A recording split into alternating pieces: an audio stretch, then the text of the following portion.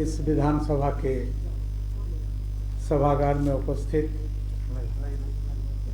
विधानसभा के प्रेस सलाहकार समिति के तमाम सदस्यगण एवं राज्य के प्रतिष्ठित मीडिया संस्थानों से यहाँ उपस्थित महानुभाव, हमारे साथ मंच में झारखंड सरकार के मंत्री माननीय श्री मिथिलेश कुमार ठाकुर जी, झारखंड विधानसभा के सचिव जो उच्च न्यायिक सेवा के अधिकारी हैं, हमारे साथ विशेष रूप से यहाँ पर उपस्थित PRS लेजिस्लेटिव रिसर्च के प्रतिष्ठित और जाने माने संविधान वेत्ता श्री चक्षु राय जी, मैं सबको अपने तरफ से तहे दिल धन्यवाद देता हूँ। आज हम लोग जिस विषय के बारे में आप लोगों से मुखातिब हुआ हूँ, वह विषय यह है कि युवा किसी भी समाज के मूल ऊर्जा के स्रोत होते हैं। उनके ऊर्जा को अगर सही तरीके से उपयोग में लाया जाए तो समाज और देश की दशा और दिशा परिवर्तित हो सकती है। इसी ध्येय को ध्यान में रखते हुए विधानसभा ने प्रथम झारखंड संसद के आयोजन का निर्णय लिया है। इसके बारे में बातचीत करने के लिए हम सभी इस प्रेस वार्ता में उपस्थित हुए हैं। पिछले महीने मैंने अपने विधानसभा भ्रमण के दरमियान देखा कि एक 14 वर्षीय युवक, 14 वर्षीय एक बालक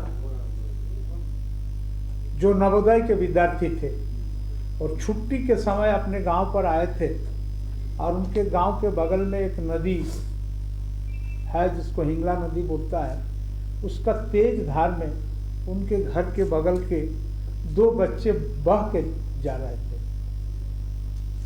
ये बालक कुछ सोचा नहीं, समझा नहीं, बहते हुए देख करके उस नदी के उस तेज धार में कूद पड़े और दोनों बच्चों का प्राण का रक्षा किया। दूसरे दिन वहाँ के अखबारों में ये प्रकाशित हुआ, मुझे भी जानने का मौका मिला। मैंने उनके लिए एक संक्षिप्त सम्मान समारोह का आयोजन किया और जिला प्रशासन के पदाधिकारी और हमने मिल करके उनके दुस्साहस और बहादुरी का हम लोगों ने उनको सम्मान देने का काम किया। और बात भी यह है कि ये उम्र जो युवा अवस्था प्राप्त करने का पहला उम्र है, इसी उम्र के समय आदमी का आइडिया एंड आइडियोलॉजी दोनों का डेवलपमेंट होता है। और जितने सारे नोबेल चीज इन समय उन बच्चों के दिमाग में तैरता है और उसमें से चुन करके हम लोग उनके उस प्रवणता को देश के मूल ऊर्जा स्रोत के साथ अगर जोड़ें तो आने वाला समय में या आने वाला जनरेशन में इन तमाम लोगों का फायदा हम लोग ले सकते हैं। इसी उद्देश्य से हमको ये भी एक घटना याद आ रहा है कि मीडिया के माध्यम से मलाला यूसुफजॉय और ग्रेटा थनबर्ग जैसे जिन बच्चियों के बारे में हम सुनते रहे हैं, जिन्होंने छोटी सी आयु में अपने दृढ़ निश्चय और संबल का परिचय देकर अंतर्राष्ट्रीय पटल पर ख्याति अर्जित की है, ऐसे बच्चों की हमारी राज्य में भी कमी नहीं है। पर्यावरण संरक्षण के विषय में इस कालखंड में अत्यंत महत्वपूर्ण तो है ही हमारे राज्य झारखंड, जिसके मूल में जल, जंगल और जमीन है, उनके संदर्भ में यह भी महत्वपूर्ण हो जाता है। वर्तमान में जलवायु परिवर्तन वैश्विक परिदृश्य में सबसे बड़ी चुनौती है और इससे निपटना न केवल भारत बल्कि पूरे विश्व के लिए वर्तमान समय की बड़ी आवश्यकता बन गई है। आंकड़े दर्शाते हैं कि 19वीं सदी के अंत से अब तक पृथ्वी की सतह और औसत तापमान लगभग 0.9 डिग्री सेल्सियस बढ़ गया है। इससे अतिरिक्त पिछली सदी से अब तक समुद्र के जल स्तर में भी लगभग 8 इंच का बढ़ोतरी दर्ज की गई है। आंकड़े स्पष्ट करते हैं कि यह समय जलवायु परिवर्तन की दिशा में गंभीरता से विचार करने का है। जलवायु परिवर्तन को किसी एक स्थान विशेष में भी महसूस किया जा सकता है एवं संपूर्ण विश्व में भी तापमान में वृद्धि होने का हिमनद पिघल रहे हैं और महासागरों का जल स्तर बढ़ता जा रहा है। परिणाम स्वरूप प्राकृतिक आपदाओं और कुछ द्वीपों के डूबने का खतरा भी बढ़ गया है। हमारे देश के 3 बच्चों ने, जिसमें मणिपुर के लिसी प्रिया कंजम और उत्तराखंड के रिद्धिमा पांडे तथा हरियाणा के आदित्य मुखर्जी शामिल हैं, उन्होंने राष्ट्रीय और अंतर्राष्ट्रीय पटल पर पर्यावरण के क्षेत्र में लोगों को जागरूक करने में जो भूमिका निभाई है, यह निश्चय ही प्रशंसनीय है। झारखंड विधानसभा में राज्य भर के युवाओं में पर्यावरण संरक्षण के प्रति जागरूकता और सोच विकसित करने के उद्देश्य से और साथ ही साथ संसदीय प्रणाली के विषय में युवाओं को प्रत्यक्ष जानकारी देने का लक्ष्य रखते हुए प्रथम झारखंड छात्र संसद का आयोजन करने का इच्छा हम लोग रखे हैं। मुझे आशा है कि आप सबों ने हमें सक्रिय सहयोग देंगे और आपके सहयोग से न केवल हम इस कार्यक्रम को सफलतापूर्वक आयोजित कर पाएंगे बल्कि इन उद्देश्यों को भी प्राप्त कर पाएंगे जिन उद्देश्यों के साथ इस कार्यक्रम के रूपरेखा तैयार की गई है। इस कार्यक्रम में देश के प्रतिष्ठित संसदीय शोध संस्था के PRS लेजिस्लेटिव रिसर्च हमें सहयोग कर रही है। श्री चक्षु राय जी जो आप हमारे साथ मंच पे बैठे हुए हैं, हमारे बीच उपस्थित, मैं चाहूँगा कि आप उनसे भी इस विषय पर सुनेंगे। हमारे सचिव महोदय भी आपके बीच हैं, उन्होंने भी अपने इस विषय पर अपने विचार को व्यक्त करेंगे और साथ साथ हम लोगों ने भी इस विषय को सोचा है कि जिस शासन व्यवस्था के अधीन हम तमाम लोगों को जीना है, जिस शासन व्यवस्था का नियम और कानून का हमको अनुपालन करना है, इसका ज्ञान आज के तारीख में अगर हम अध्ययन करेंगे, आकलन करेंगे तो हम समझते हैं कि संपूर्ण ज्ञान का भारी अभाव है। खंडित ज्ञान के माध्यम से ही हम इस व्यवस्था को पहचानने लगे हैं और आने वाला समय में अगर संपूर्ण ज्ञान का अध्ययन लोगों के बीच में नहीं होगा, लोग हमारे पावर एंड फंक्शन, हमारे एम्स एंड ऑब्जेक्टिव्स, इन तमाम चीज़ों के बारे में अगर नहीं जान पाएंगे तो हम समझते हैं बहुत अच्छी परिपाटी नहीं होगा। इसलिए हम लोगों ने इस परिपाटी को आगे बढ़ाने के लिए इस छात्र संसद का आयोजन किया है और संसदीय व्यवस्था का फायदा लोग कैसे लें, इसका प्रचार प्रसार कैसे हो, इस विषय पर चर्चा करने का काम करेंगे। मेरा उम्मीद है कि आप तमाम लोग हमारे विधानसभा के इस सोच और इस विचार को समर्थन करेंगे और आप अपना बहुमूल्य सुझाव भी देंगे और हमें समर्थन भी करेंगे। धन्यवाद। और इसके बाद हमारे साथ हमारे झारखंड राज्य के युवा मंत्री माननीय मिथिलेश ठाकुर जी उपस्थित हैं। उन्होंने भी इस विषय पर आपके समक्ष अपने विचार को रखेंगे। विधानसभा के द्वारा छात्र सदन का आयोजन करने का निर्णय लिया गया है, उसी के निमित्त आज ये प्रेस वार्ता हो रही है और इसमें हमारे साथ उपस्थित है विधानसभा के माननीय अध्यक्ष महोदय और विधायी मामलों के ज्ञाता PRS से आए हुए हमारे श्री चक्षु राय जी, विधानसभा के सचिव, विधानसभा के सभी वरिष्ठ अधिकारीगण, कर्मचारीगण, मीडिया के साथी, आज विधानसभा सचिवालय ने एक नया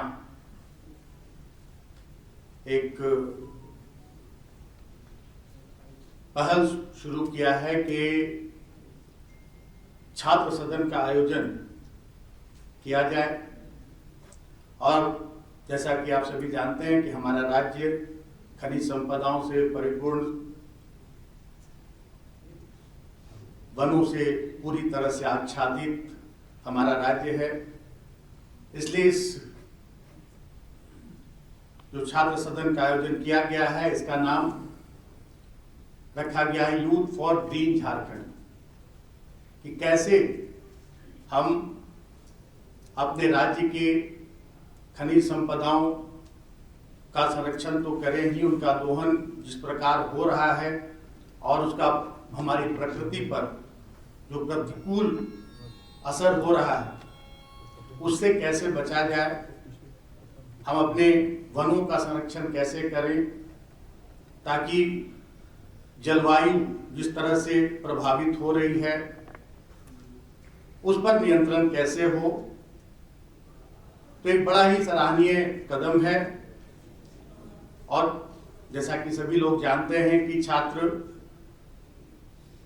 हमारे देश के, हमारे राज्य के भविष्य हैं, और उनको अगर उचित समय पर इस तरह की कार्यशालाओं से अगर उन्हें उचित समय पर अच्छी जानकारी विशेषज्ञों के द्वारा उपलब्ध कराई जाए तो निश्चित रूप से ये हमारे राज्य के भविष्य के लिए हितकारी होगा। और बाकी सारी बातें विस्तार पूर्वक माननीय अध्यक्ष महोदय ने रखी है।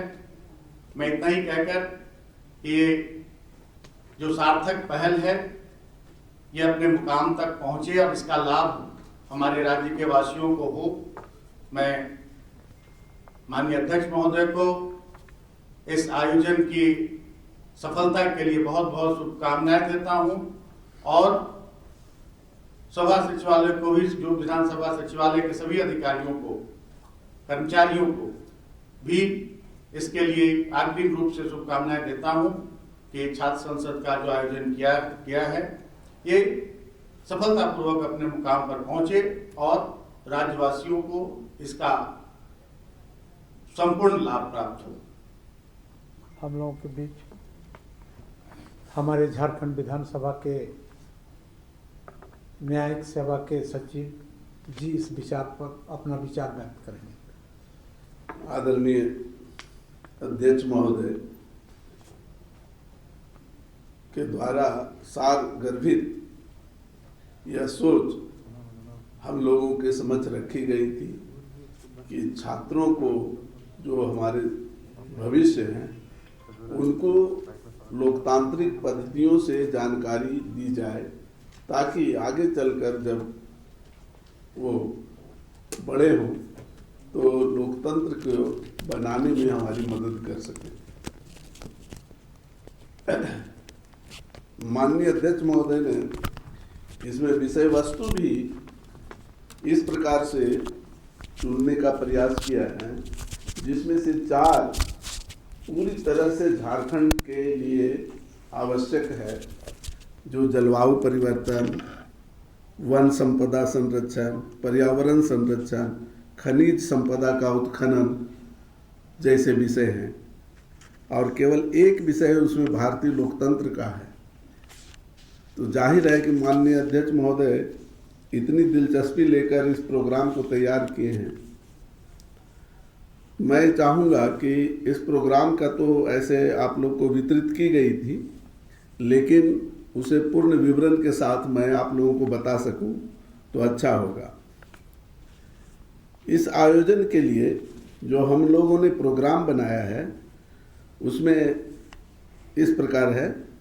दिनांक 8-10-21 को तक 8-10-21 तक सभी विश्वविद्यालय और महाविद्यालय का एक नोडल पदाधिकारी का नाम पदनाम हम लोगों ने प्राप्त किया है और करेंगे।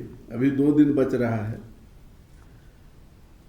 उन सब नोडल पदाधिकारियों के मार्फत से हम अपने प्रिय छात्रों से, उन विश्वविद्यालयों और महाविद्यालयों के छात्रों से 21-10-21 तक उन 5 बिंदुओं पर आलेख मांगा है। जो बिंदु बाद में मैं बताऊंगा वो 5 बिंदु, जिसमें से रांची विश्वविद्यालय, सिंधु कानू विश्वविद्यालय, नीलांबर पीताम्बर विश्वविद्यालय, कोल्हान विश्वविद्यालय, विनोबा भावे विश्वविद्यालय, विनोद बिहारी महतो कोयलांचल विश्वविद्यालय में इन सब से 2 से अनधिक छात्रों का मनोनयन इस प्रकार किया जाना है कि संबंधित विश्वविद्यालय के कार्य क्षेत्र में आने वाले समस्त जिलों का प्रतिनिधित्व हो जाए। क्योंकि जैसा कि आप लोग जानते हैं कि सभी जिले में विश्वविद्यालय है नहीं, लेकिन विश्वविद्यालय का कार्य क्षेत्र उन जिलों में है, तो उसको हर जिला, जो हमारे 24 जिला है, हर जगह से कम 2 हो जाए, इस प्रकार से उन लोगों को निर्देश दी गई है। आगे हमारा प्रोग्राम है कि मनोनीत छात्र जो वहाँ से आलेख भेजेंगे, तो उन सब छात्रों को 25/10/21 को PRS लेजिस्लेटिव रिसर्च के माध्यम से हम लोग मिलकर संसदीय कार्य व्यापार से अवगत कराया जाएगा। और उन लोगों को फिर आगे 27 एवं 28 तारीख को 1 दिवसीय या जरूरत पड़ी तो 2 दिवसीय वीडियो कॉन्फ्रेंसिंग के माध्यम से एक्सपर्ट पैनल के समक्ष उन लोगों के आलेख को प्रस्तुत करवाया जाएगा। और उस प्रस्तुति के बाद हम लोग उनमें से 24 छात्र को अंतिम रूप से चुनेंगे, जो छात्र संसद के लिए बाद में हम लोग लेंगे। तो उन 24 छात्रों का चयन हम लोग जो करेंगे उसमें है कि आलेख जो मांग रहे हैं वो 500 से 700 शब्द का होगा, और उसका प्रस्तुतिकरण विषय वस्तु, अनुशासन एवं संसदीय मर्यादा, ज्ञान वगैरह के आधार पर उनमें से हम लोग चयन करेंगे छात्रों का। जैसा कि हमने पहले भी बताया था कि आलेख में चयनित विषय वस्तु क्या होगी, तो एक है जलवायु परिवर्तन के प्रभाव एवं निदान के उपाय। यह विषय वस्तु झारखंड से पूरी तरह समाहित है। दूसरा, राज्य की खनिज संपदा का उत्खनन एवं पर्यावरण संबंधी चुनौतियां, ये भी हमारे झारखंड के लिए बहुत ही प्रासंगिक विषय है जी। राज्य की खनिज संपदा का उत्खनन एवं पर्यावरण संबंधी चुनौतियां। तीसरा, एक बहुत ही बृहद और जनरल विषय है जो पूरे भारतवर्ष के लिए, हमारे लोकतांत्रिक सिद्धांतों के लिए आवश्यक है कि 75 वर्षों के आईने में हमारा भारतीय लोकतंत्र। चौथा हमारा सब्जेक्ट है झारखंड राज्य की वन संपदा एवं संरक्षण के उपाय। पांचवा है वन पर्यावरण संरक्षण की वर्तमान कानूनी व्यवस्था एवं इसका संवर्धन। जाहिर है कि ये 5 सब्जेक्ट बहुत ही समसामयिक है, और पर्यावरण संरक्षण की वर्तमान कानूनी व्यवस्था एवं इसका संवर्धन, ठीक है। अब इन सब आलेख को और वीडियो कॉन्फ्रेंसिंग से हम लोग जब इन बच्चों का सुन लेंगे, उसके बाद हम लोग इन छात्रों का मार्किंग जो किया जाएगा वो 3 ग्रुप में बांटकर किया जाएगा, और उसी को चयन प्रक्रिया हम लोग संपादित करेंगे। 3 ग्रुप हमारे पदाधिकारियों, संसदीय कार्यों के जानकार लोगों का रहेगा, जिसकी व्यवस्था बाद में की जाएगी, और वो ग्रुप आप सबों को एक छात्रों को चुनने में मदद करेगी, और उतना छात्र चुन करके हमें छात्र संसद के लिए देंगे। अंतिम रूप से जो 24 छात्र चयनित होंगे, उनको 30 और 31 को झारखंड विधानसभा में पर्सनल तौर पर आमंत्रित किया जाएगा। ये वेबिनार से नहीं होगा, ये ऑफलाइन होगा, मतलब यहाँ उपस्थित होंगे। 30/10/21 को हम लोग उन सभी बच्चों को यहाँ के विधायी प्रक्रिया बैठने उठने बोलने वगैरह का उनको प्रशिक्षण की तरह देंगे। जो कहिए कि छात्र संसद के लिए आपका एक तरह से आप उसको पूर्वाभ्यास कह सकते हैं, पूर्वाभ्यास, उसका अभ्यास कराएंगे 30 तारीख को। और उसमें हम लोग कोशिश करेंगे कि माननीय मुख्यमंत्री साहब एवं अन्य मंत्री साहब सबको हम लोग बुलवाएं और उनसे भी उन बच्चों को संबोधित करवाया जाए, ताकि बच्चे लोग ज़्यादा बेहतर ढंग से प्रफुल्लित होकर जानकारी ग्रहण कर सकें। इसी में हमारी जो लेजिस्लेटिव रिसर्च का टीम, जिसको हम लोग PRS शॉर्ट में कहते हैं, उसके हमारे लेजिस्लेटिव हेड माननीय चच्चू राय जी उपस्थित हैं। वे और हम सभी पदाधिकारीगण मिलकर झारखंड में 24 चुने हुए उन छात्र सांसदों को बेहतर ढंग से पूर्वाभ्यास करवाएंगे। 31 को एक्चुअल विधानसभा की तरह उन 24 छात्रों को बैठाएंगे और उसी तरह से ग्रुप बांटकर सत्ता पक्ष और विपक्ष की जिस लॉबी में की तरह बैठाकर उनसे फिर संसदीय कार्य करवाया जाएगा। और उसके लिए हम लोगों ने एक विधेयक भी लाएंगे और उस विधेयक पर संशोधन, उस पर बहस जिस तरह से होती है और एक्चुअल में, उस तरह से उन बच्चे से करवाएंगे।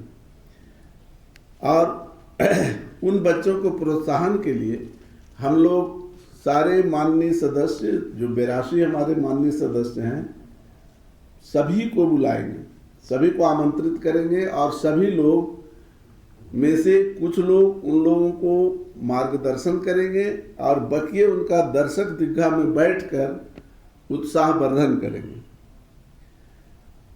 उसमें हम सभा सचिवालय के वरिष्ठ पदाधिकारीगण भी सहयोग करेंगे। और अंत में एक्चुअल विधानसभा छात्रों का करवाने के बाद अंत में हम लोग प्रथम, द्वितीय और तृतीय 3 छात्रों का चयन फर्स्ट, सेकंड और थर्ड के लिए करेंगे और यह एक निर्णायक मंडल द्वारा की जाएगी। इन सभी चीजों का प्रसारण हम अपने JVS TV के माध्यम से लाइव करेंगे और इस प्रकार हम छात्र संसद का समापन करेंगे और आशा करते हैं कि इससे छात्रों को, लोगों को, सभी को लोकतांत्रिक पद्धति और प्रक्रिया के प्रति उत्साह मिलेगा और भविष्य में हमारा लोकतंत्र और मजबूत होकर उभरेगा। इन्हीं शब्दों के साथ मैं अपनी वाणी को विराम देता हूं और माननीय अध्यक्ष महोदय का शुक्रिया अदा करता हूं कि इन्होंने इतने बेहतर ढंग के प्रोग्राम को हम लोगों को आयोजित करने का मौका दिया है। धन्यवाद। अब अंत में दिल्ली से चलकर आए हमारे PRS लेजिस्लेटिव रिसर्च के हेड चक्षु राय जी को हम लोगों का इस विषय के बारे में और हम लोगों ने जो सोचा है इस पर दृष्टिपात करने के लिए उनको आग्रह करेंगे। चक्षु राय। माननीय अध्यक्ष महोदय, माननीय मंत्री जी, माननीय सचिव महोदय, जब हमारी बात सभा सचिवालय से हो रही थी, माननीय अध्यक्ष महोदय से हो रही थी कि युवा सांसद है या ये जो छात्र सांसद है जिसका आयोजन किया जा रहा है, तो इसके आयोजन के पीछे हम लोग क्या सोचते हैं, और वो ये था कि जो युवाओं की भागीदारी है लोकतंत्र को मजबूत करने में वो बहुत जरूरी है। और ऐसा क्या किया जा सकता है विधानसभा के द्वारा ताकि युवाओं को मालूम पड़े कि लोकतंत्र के जो अलग अलग व्यवस्थाएं हैं, विधायिका है, न्यायपालिका है, कार्यपालिका है, क्या काम है, किसकी क्या जिम्मेदारियां हैं, विधायिका कैसे बनती है। और क्योंकि विधायिका का एक बड़ा काम रहता है एक ब्रिज होना लोगों के बीच में और विधायिका के बीच में, तो ये जो पहली बार छात्र सांसद का आयोजन किया जा रहा है ये बड़ा अच्छा है।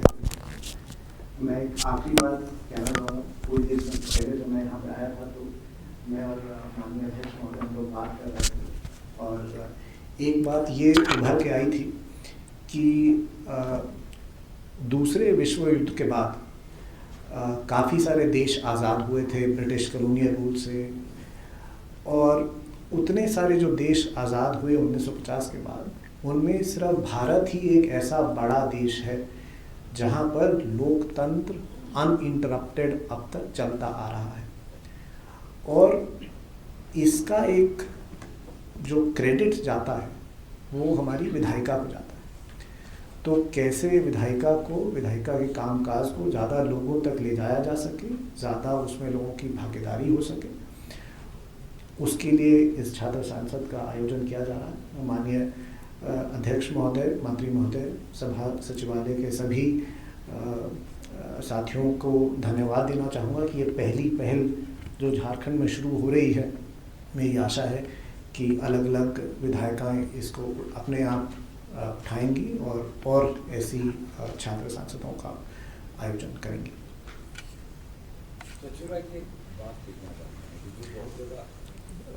माननीय स्पीकर सर चेयर पर हैं तो आप रिसर्च कर रहे हैं, उस पर काम कर रहे हैं, इसलिए विधानसभाओं के अंदर जो वो हंगामा होता है, केवल जो औपचारिकता हो जाती है, बिल को पास कराना, एक तरफा सरकार का काम करना, इससे जो यूथ है वो कितना डिस्करेज हो रहे हैं जो डेमोक्रेटिक सिस्टम है उसके प्रति। मैं बोलिए, उनका जिज्ञासा को शांत करिए। जी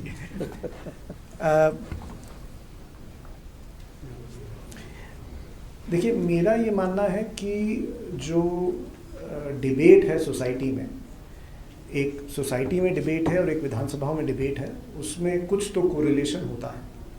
ठीक है, विधानसभाएं एक रिप्रेजेंटेशन है लोगों का, तो अगर हम एक आइडियल अगर विधानसभा चाहते हैं कि एक आइडियल विधानसभा हो या एक आइडियल लेजिस्लेचर हो जहाँ पे डिस्कशन हो, तो हमें एक वो बेंचमार्क सेट करना पड़ेगा कि एक आइडियल विधानसभा कैसे काम करती है, एक आइडियल पार्लियामेंट कैसे काम करती है।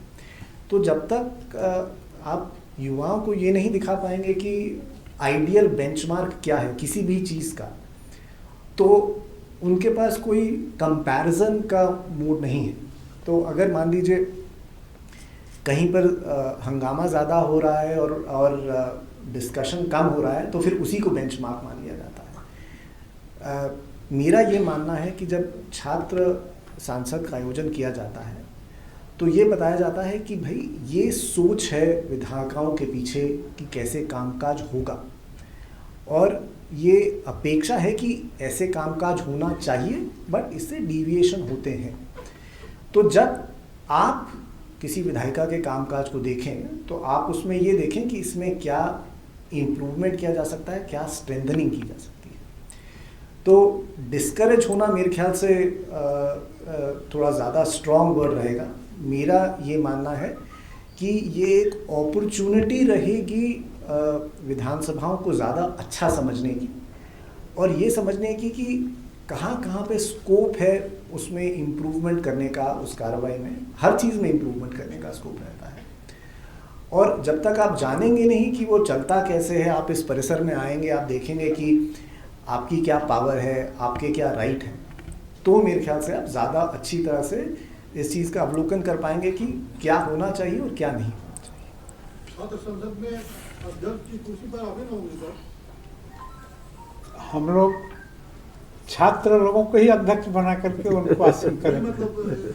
हम लोग दीर्घा में रहेंगे, हम लोग दीर्घा में रहेंगे। छात्र संसद मतलब छात्र ही सब कुछ करेंगे। हाँ, उन्हीं लोगों में से एक तरह से अगर बोलिएगा तो विधानसभा के बारे में भी उनको अच्छा ज्ञान हो जाएगा।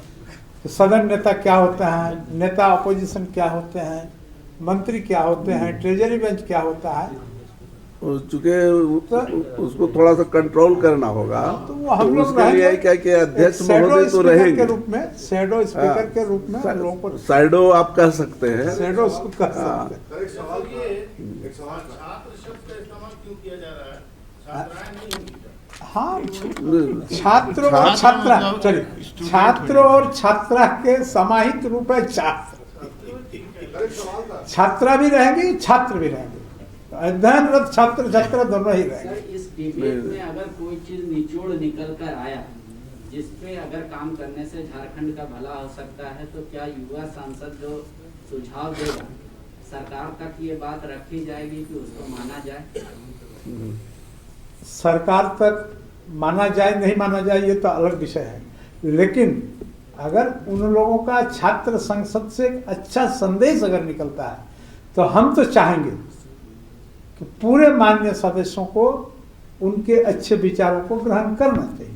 सर, इसी से जुड़ा हुआ सवाल था, बताइए। आप पहल कर रहे हैं बच्चों को ये पूरी जो विधायक की कार्य व्यवस्था है उसको दिखा देंगे, तो ये विधायकों से सीखने जाएंगे, कहीं ऐसा तो नहीं होगा कि छात्रों से ही विधायकों को सीखना पड़ेगा जो हालत है नहीं, ये देखिए ये कोई बड़ी बात नहीं है। आपका जो शंका है, देखिए पूरे पृथ्वी एक पाठशाला है, इसको मान के चलिए, चाहे छात्र हो, चाहे मजदूर हो, चाहे किसान हो, चाहे व्यवसायी हो, सारे लोग शिक्षक हैं। आप अगर सीखना चाहेंगे तो सभी से कुछ न कुछ शिक्षा ग्रहण कर ही सकते हैं, इसलिए छात्र से आप अगर कुछ सीख रहे हैं तो ये बहुत बड़ी बात नहीं है। सर, ये पूरा जो कॉन्सेप्ट है वो युवाओं को राजनीति के प्रति जोड़ने के लिए और विधायी कार्यों से अवगत कराने के लिए, ये जो प्रथम और द्वितीय और तृतीय जो बच्चे आएंगे इसमें, उनको क्या मतलब जो चुन करके जो विधायक आए हैं या फिर जो मंत्री हैं, उन लोगों के साथ जोड़ने का कोई प्लानिंग है कि महीना 2 महीना या 3 महीने के लिए उनको रखा? ना ऐसी कोई प्लानिंग नहीं, ऐसी कोई प्लानिंग नहीं है। प्लानिंग सिर्फ इतना ही है कि विधायी व्यवस्था के बारे में लोग ज़्यादा से ज़्यादा लोग जानकार हो, यही हम लोग का मूल प्लानिंग है। सर, एक ये जानना था कि जैसे आपने कहा कि जो प्रक्रिया जो विधानसभा में चलती है सत्र के दौरान, तो जो छात्र होंगे वो किसी पार्टी को भी रिप्रेजेंट करेंगे क्या? नहीं, कैसे पता चलेगा कि किस पार्टी को रिप्रेजेंट कर रहे हैं? नहीं, हम लोग उस तरह नहीं करेंगे। हम लोग सिर्फ उनको विधायी उसको केवल प्रक्रिया का जानकारी दो देंगे। भाग में बांटना है, एक सत्ता पक्ष बना देना है और एक, और वो भी पार्टी ऐसे का नहीं होगा। बाई फ्लूक ही नहीं कि इसको इस शब्द इधर बनाना है, इसको इधर बनाना है, वो नहीं, वो केवल सीधा सीधा बांट देना है। बहुत बहुत